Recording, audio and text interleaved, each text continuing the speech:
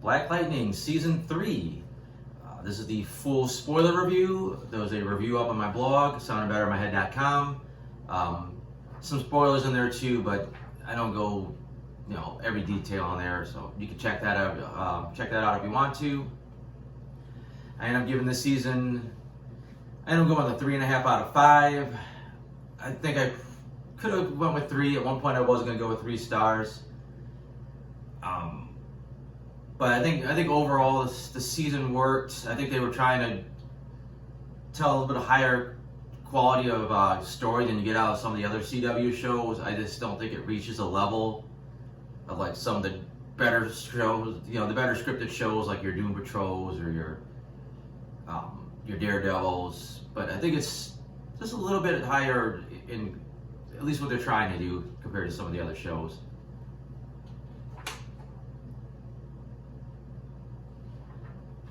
The story overall, rolling in from last season, at the end of last season, the Markovians, who have their own metas, were supposed to invade Freeland. So we start off this season with the Pierce family working directly with the ASA, trying to prepare for this imminent invasion. It kind of went along a little too long, where it just basically became the Pierces versus the ASA, or not quite. I mean, their ASA was still shady. The Pierces are working with them because they have a common enemy, but the less and less you saw that common enemy, the more it just became them kind of dealing with the ASA. The Markovians would pop up once in a while. They never really seemed like a big threat. They had like one metahuman, I think, helping them, and then he bailed on them pretty early on. Their leaders is just generic European, Russian kind of a character, nothing that really jumps out at you. I think the ASA stuff actually worked pretty well. If you're really hoping to go right into the invasion from the end of last season, you're not going to get it until the end of this season. I also don't think the ASA thing could have made it the whole season, so I don't know. I think they did an okay balance. If anything, they should have ended the ASA stuff a little bit sooner. Once we did really kick into the Markovian invasion, it still fell a little bit flat. I think one of the problems they had is that Markovia was very ill-defined. Like, I'm assuming that it was somewhere in Europe just by the name. It sounded like a kind of a Russian, kind of Kazniak kind of a deal. But you never really got to see it like any kind of like a global map. It just seemed like Markovians would show up in Freeland and they could go there sometimes like it was nothing. Like it seemed like they were just going from like one city to the next. Sometimes it felt like they were just right next door. I mean, only the one episode where you did see they had to take a plane there, because otherwise these Markovians are just coming to America, marching right down to Georgia and attacking this small town. I don't know, it's a small town. We never got an idea how big Freeland is, but I don't know. There's no scope, and like I said, they were just kind of generic Russian kind of villains. They never really even had these metas that they made it sound like they had. I don't think we even really got to see any of them. They were all, I think, were in pods the whole time. I don't think we even got to see the pods. They did finally put a face to the invasion when Gravedigger was introduced. He was a decent villain. He came in so late in the season. If they would have had more time to develop him, I think he could have been something a little bit more special. His power set was just kind of odd. He's just supposed to be a good fighter that could make you do stuff by saying, do it. But he rarely even used that power, which is kind of weird. He could have pretty much defeated everybody just by talking to them. His origin was a little bit corny the way they did it. That wasn't too impressive with like his flashback battle sequences. He didn't look like this one-man army that could take out an entire squadron of Nazis. It's also, I don't know anything about the Gravedigger character in the comic books. I think there's a couple different variants. His origin was quite a bit reminiscent of I believe it was Isaiah Bradley, Captain America, who was tested on by the government, and it was a big Captain America story for a while. It gave me some feelings that's what they were kind of going with. I don't know if it was original or not. The other side of the ball, you had the character Brandon was introduced. First, he was just this weird kind of long-haired kid at the school. He didn't seem to have like. He just kind of seemed like, why is this kid popping up? I was like, you gotta hope he's got something going on, because otherwise it just seemed like out of place. We do find out he's got his powers, he's got his origin. It had no real payoff. You know, you finally get to him finding Dr. Jace. He holds her hostage, and then she gets killed before he gets any information. Just I don't know where that was supposed to go. His story arc, he really didn't get to help the heroes that much. He was more like trying to do his own thing. He was just kind of an asshole. I don't know. He didn't do it for me. Like I said, he had some cool powers. He showed some potential, but they really didn't utilize them in any cool action scenes. They also introduced TC. He had an interesting take on the ability to talk to machines, because he wasn't just telling them what to do or just controlling them. He was actually communicating with them. So I thought that was a nice new way of doing it. He had his moments. His character was a little bit underwritten. As far as the returning characters, of course, the Pierce family's the stars of the show. Black Lightning didn't get a ton to do. It was just basically him being kept on a short leash with the ESA, finally having enough of it and turning on him, and he just kind of did the rest of his regular Black Lightning stuff the rest of the time. Thunder had her whole thing where she was her Blackbird identity. She was kind of annoying because she's like, I'm doing this, and if you don't like it, fuck you, kind of attitude. You know, I'm taking these guys out of the city. You guys are gonna watch them. If you don't like it, I don't care. You know, I'll kick your asses. You better watch them. I don't know. I didn't really care for her arc. Jennifer, her story is always kind of the same. They wanted to do the right thing. She's too headstrong. She's kind of like, I don't care. I'm gonna do what I want, and I might have to kill somebody in the process. And she basically continues that. Her power levels jump dramatically this season. And then basically in the end, she just does the right thing. And like I said, it's a good character, and it's interesting, but it's a little bit one note at this point, I think. I think Lynn really got put through the ringer.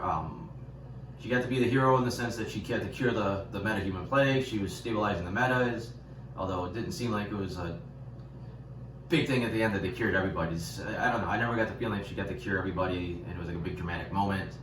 But her other end of that was that they tricked her into taking green light, and they had her whole addict story, which didn't play out as dramatically as it could have. She only interacted with the family like sparsely, so you didn't get as much of that until like late. Apparently that's going to roll in the next season, because we see at the end she's still taking green light. About Grace George. Her character was okay in last season, even the previous season. She's definitely very different from the comics, where she's an Amazon warrior, and here she's some kind of shapeshifter. The first part of her story was bizarre. She was turning some Chinese guys, she's turning the tigers. She seemed to have different personalities with some of her different transformations. But eventually they seemed to settle things down. She got with Thunder, and her character kind of leveled out, and I think it was working for her. They're really starting to kind of put her in some action scenes.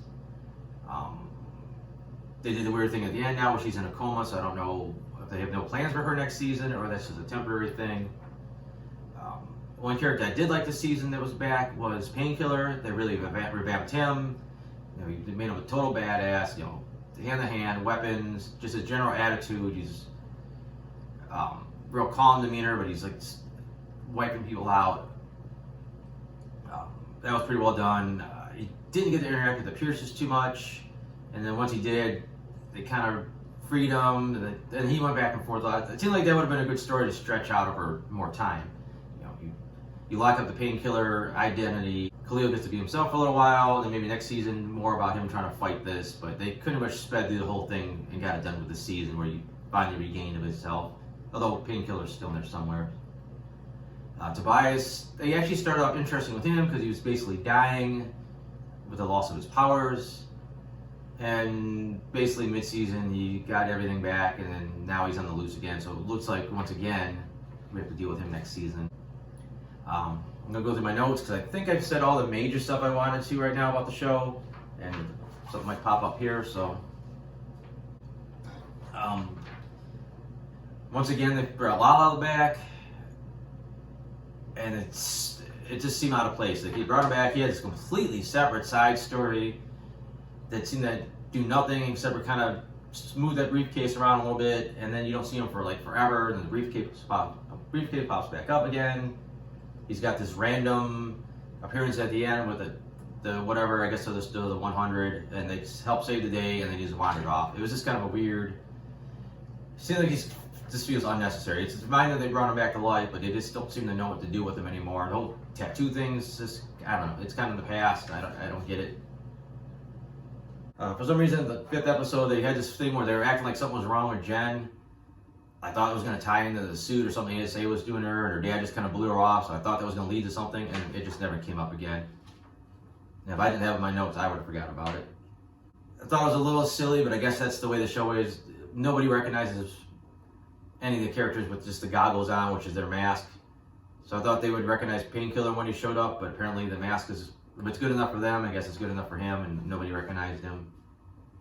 A lot of stuff this season about people recording messages for somebody, like onto a laptop or on their cell phone, and this is an interesting trend they did this season. The first couple times it was like, okay, that's cool, way of doing it, and then they just kind of kept doing it. It's like, all right, it's not really original anymore.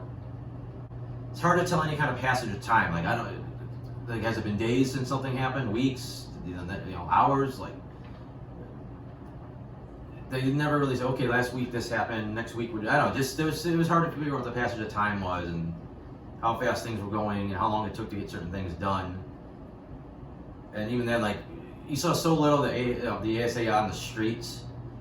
It didn't always sell that there was an occupation as well as it could have. They had to have more like characters talking about it. I know there's a budget thing, but I don't know. It seemed like they had the little armored truck. If it was even going behind this, going down the road every time in the background, you could kind of sell that there was this big occupation a little bit better, I thought. Probably a bigger deal next season. Tobias figured out who Black Lightning is, so now that he's free, I think that's going to be a huge problem next season. But obviously that's next season, so just nitpicking. They got Painkiller back to being Khalil, and they're like, don't touch him because he secretes poison. And then 5 minutes later, or the next episode, it's like, no, only Painkiller does the poison, so he can touch you all he wants. And it just seemed like a weird backtrack. We had the big thing with Grace and Thunderix getting married. Just that thing just felt kind of rushed, and like, I don't know, they seemed like they really downplayed their little wedding party and jumped right to Jen going after Gravedigger. This should have been a big moment that these two are trying to get married, and I don't know, it just felt like it kind of got pushed it back more than it should have. Final episode, of course, Dr. Jace finally got taken out, which is fine. I don't think she ever added that much to the show, not enough to keep her coming back.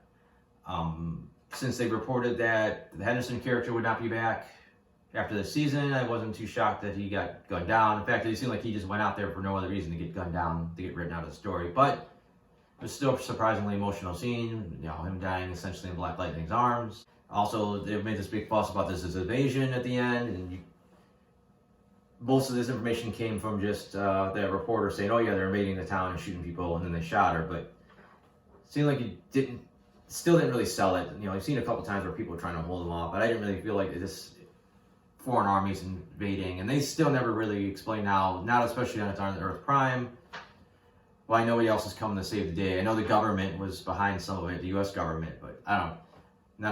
No other superheroes, nobody else is like, oh, Freeland's getting attacked, we gotta stop this. Don't got too much else to say. Probably could have made some other points. I don't know enough people even watch Black Lightning to even care, what anyone's got to say about it. But it's definitely not a bad show. It'd be interesting to see next season if they really get into incorporating them being on the same Earth as the other shows or not, or they just kind of stick in their own corner in the universe. Other than that, that's all I got. More reviews, my comic strip over on soundonbettermyhead.com. Thanks for watching.